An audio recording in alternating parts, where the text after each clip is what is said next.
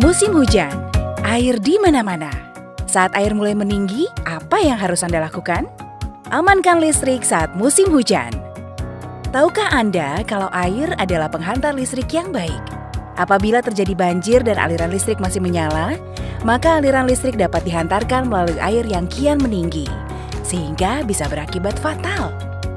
Inilah mengapa PLN bersama dengan masyarakat harus tanggap mematikan listrik saat banjir. Nah, ada beberapa kondisi yang mengharuskan aliran listrik dipadamkan oleh PLN sementara waktu agar tidak membahayakan lingkungan sekitar. 1. Apabila rumah pelanggan terendam banjir, maka PLN akan langsung mematikan listrik di pemukiman tersebut untuk keselamatan bersama. Apabila aliran listrik yang masih menyala, diharapkan partisipasi masyarakat di area pemukiman tersebut untuk sesegera mungkin melaporkannya melalui kontak center PLN 123. 2. Apabila gardu distribusi terendam air, namun wilayah sekitarnya tidak banjir, maka PLN juga akan segera mematikan listrik di gardu tersebut.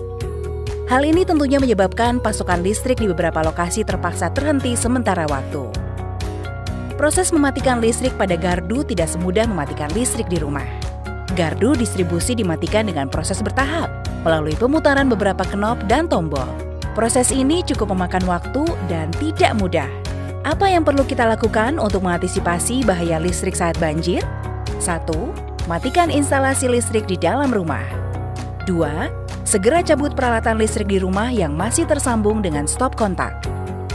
3. Naikkan alat elektronik ke tempat yang lebih tinggi agar tidak terendam banjir. 4. Apabila aliran listrik di lokasi yang terkena banjir belum padam, segera hubungi kontak center PLN 123. 5. Mengungsi ke daerah aman sedini mungkin.